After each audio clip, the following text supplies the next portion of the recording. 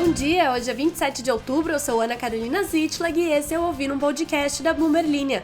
Aqui eu te conto as principais notícias de economia e de negócios do Brasil e do mundo.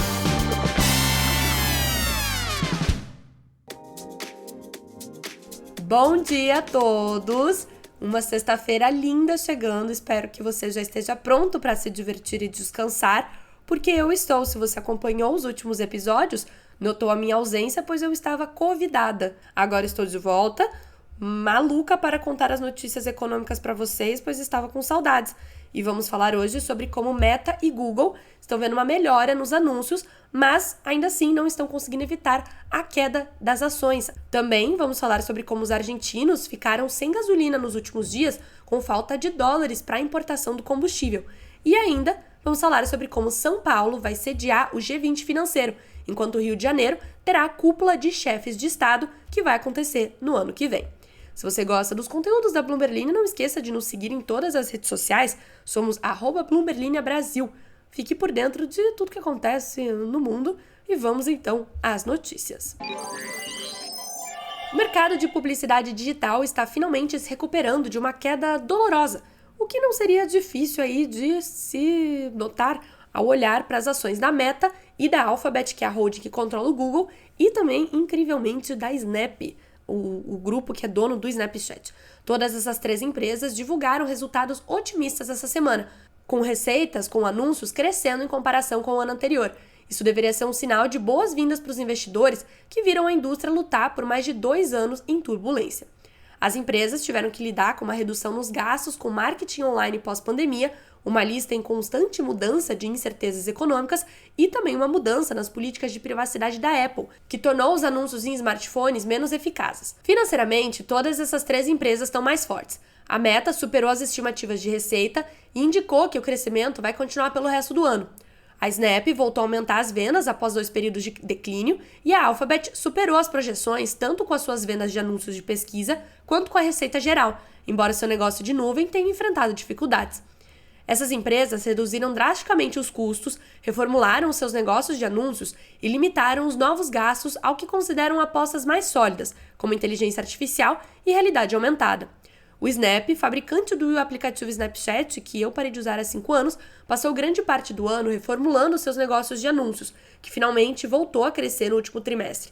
Só que ao divulgar resultados na terça-feira, a empresa disse que tinha pouca visibilidade sobre a receita pelo resto do ano. Já para a Alphabet, onde o negócio de anúncios está ligado ao negócio de busca, os investidores estão procurando outras fontes de crescimento. Na terça-feira, as recepções da unidade de computação em nuvem ofuscaram um negócio de anúncios que é mais forte. Embora as vendas totais tenham superado as estimativas dos analistas, as ações despencaram quase 10%, marcando o maior declínio em um único dia desde 2020. Os motoristas na Argentina agora enfrentam longas filas para encher o tanque, enquanto postos de gasolina estão fechados em meio a uma escassez de dólares que deixa navios-tanque parados no mar à espera de receber para entregar o combustível. Cenas que estão lembrando da Venezuela nos últimos anos se tornaram comum em toda a Argentina, com carros dando a volta no quarteirão na espera para abastecer. As filas de carros cada vez maiores e postos apagados à noite são sinais de uma crise fiscal que saiu do controle.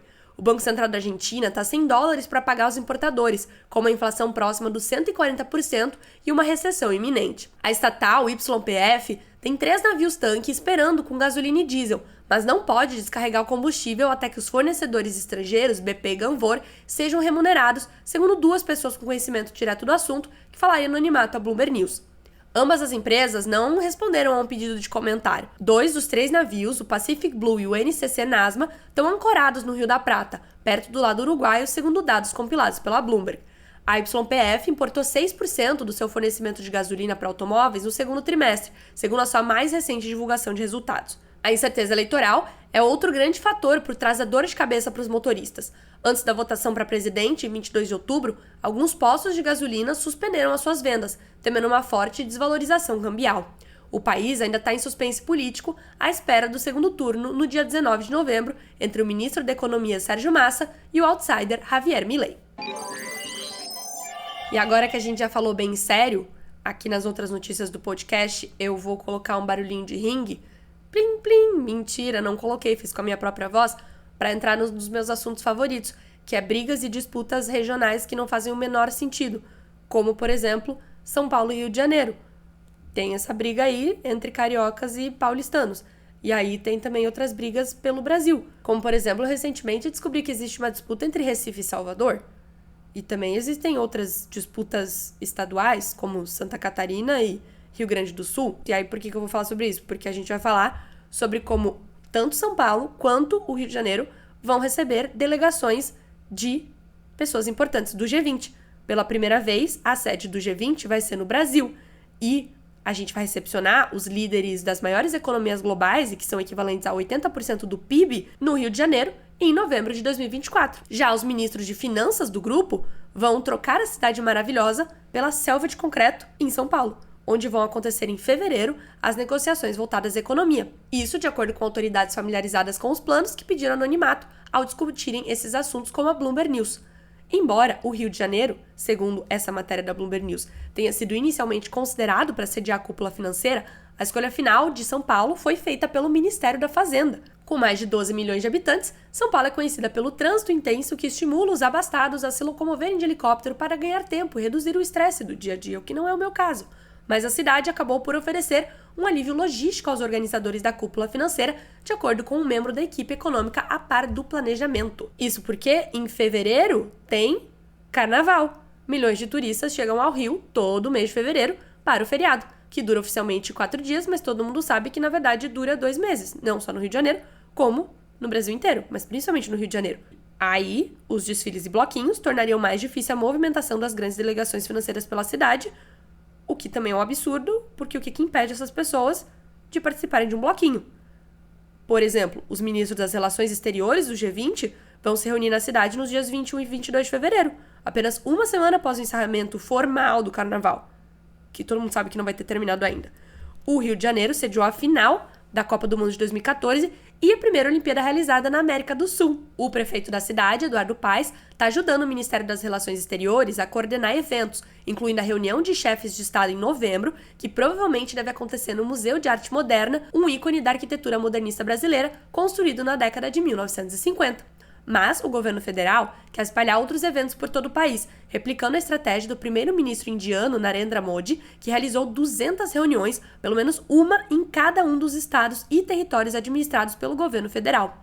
O Brasil planeja fazer cerca de 100 reuniões e eventos relacionados diretamente à cúpula, segundo pessoas familiarizadas. O país vai iniciar formalmente a sua presidência do G20 em uma reunião em Brasília no dia 1º de dezembro. O governo também contempla uma reunião focada nas mudanças climáticas em um dos estados amazônicos, de acordo com uma das 2 pessoas do Ministério das Relações Exteriores que estão organizando os eventos e que falaram com as repórteres da Bloomberg News, Marta Beck e Simone Iglesias. O Ministério da Fazenda escolheu o pavilhão da Bienal de São Paulo, no Parque Ibirapuera, para sediar as reuniões de finanças, segundo um membro da equipe econômica. A ideia é espalhar obras de arte brasileiras pelo local. Tá aí a sua chance.